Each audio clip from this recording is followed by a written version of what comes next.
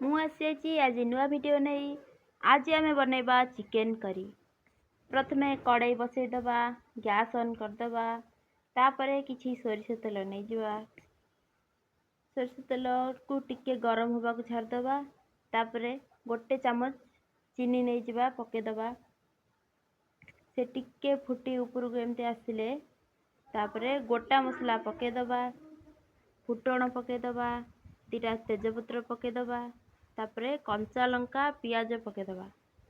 ପକେଇ ତାକୁ ଏମିତି ଗୋଳେଇଦେବା ଭଲ ଭାବରେ। ଏମିତି ଗୋଳେଇ ଚାଲିବା, ଟିକେ ସିଝିଯାଏ। ସେଥିରେ ଟିକେ ଲୁଣ ବି ପକେଇଦେବା। ଏଠି ପକେଇ ସାରି ଏମିତି ଗୋଳେଇ ଚାଲିବା।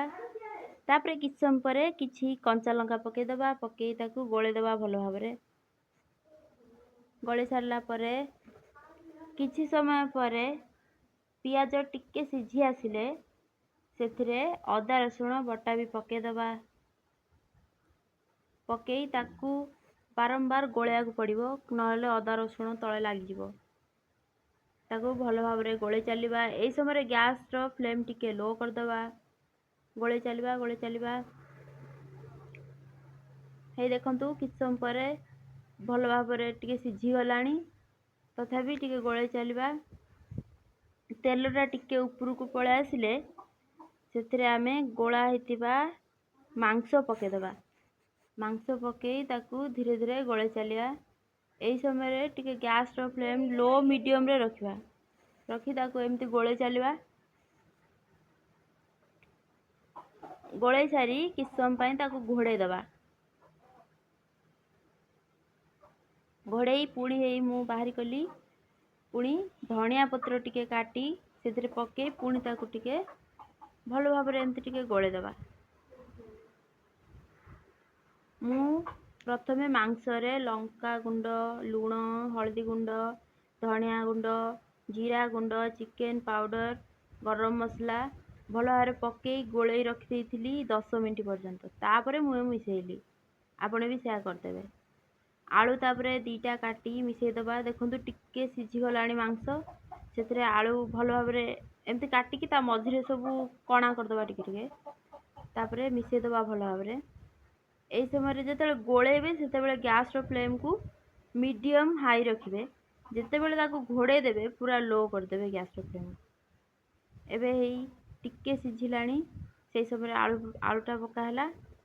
ଏମିତି ତରକାରୀ ଟିକେ ସମୟ ଖୋଲା ଛାଡ଼ିବା। ଏମିତି ପୁରା ହାଇ ଫ୍ଲେମ୍ରେ ରଖିବା। ଏମିତି ଫୁଟିବ। ତାପରେ ମଝିରେ ତାକୁ ଗୋଳେଇ ଦେବା, ନହେଲେ ଲାଗିଯିବ ତଳେ। ଭଲ ଭାବରେ ଗୋଳେଇ ଦେବା। ପୁଣି କିଛି ସମୟ ପରେ ପୁଣି ତାକୁ ଘୋଡ଼େଇ ଦେବା। ଘୋଡ଼େଇ ଦେଇ ଆଉ ଟିକେ ଲୁଣ ପକେଇଦେବା। ତାପରେ ମୁଁ ସେଥିରେ ଫୁଟା ପାଣି ପକେଇ ଦେଇଛି। ବିଲକୁଲ ଗରମ ପାଣି ପକେଇବେ, ବିଲକୁଲ ଥଣ୍ଡା ପାଣି ପକେଇବେନି। ଯେତିକି ଦରକାର ଏକାଥରେ ପକେଇବେ, ପରେ ଆଉ କିଛି ପକେଇବେନି। ପକେଇ ତାକୁ ଭଲ ଭାବରେ ଗୋଳେଇ ଦେବା। ପ୍ରଥମେ ମସଲା ସବୁ ପକେଇ ଦେଇଥିଲି ତ ପରେ ମୁଁ ଆଉ ବିଲକୁଲ ମସଲା ପକେଇନି। ପରେ କେବଳ ପଡ଼ିବ ଗରମ ମସଲା, ତା ଛଡ଼ା ଆଉ କିଛି ପକେଇବେନି। ଭଲ ଭାବରେ ଗୋଳେଇ ଦେବେ ତାକୁ।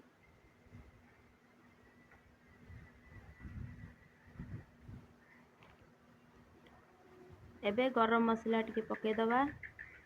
ପକେଇ ଦେଇ ତାକୁ ଭଲ ଭାବରେ ଗୋଳେଇ ଦେବା। ଏବେ ମାଂସ ପୁରା ଭଲ ଭାବରେ ସିଝିଗଲାଣି। ତଥାପି ପାଣି ଟିକେ ଅଳ୍ପ ଟିକେ ଆଉ ଫୁଟିବା ପାଇଁ, ସେଥିପାଇଁ ମୁଁ ରଖିଛି। ଏ ଦେଖନ୍ତୁ କେତେ ଭଲ ଭାବରେ ହେଇଗଲାଣି ମାଂସ।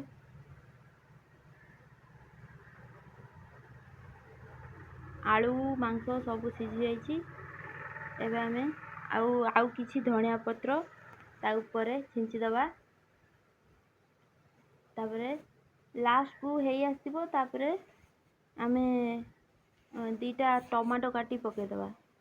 କାରଣ ଟମାଟୋ ପ୍ରଥମରୁ ପକେଇଦେଲେ ଭଲ ଭାବରେ ସିଝି ନଥାନ୍ତା। ଲାଷ୍ଟକୁ ଟମାଟୋ ପକେଇ ଟମାଟୋ ସିଝିବା ଯାଏଁ ଟିକେ ଘୋଡ଼େଇ ରଖିଦେବା।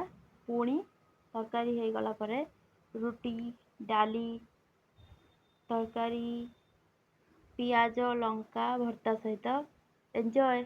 Please like and subscribe my channel. Thank you.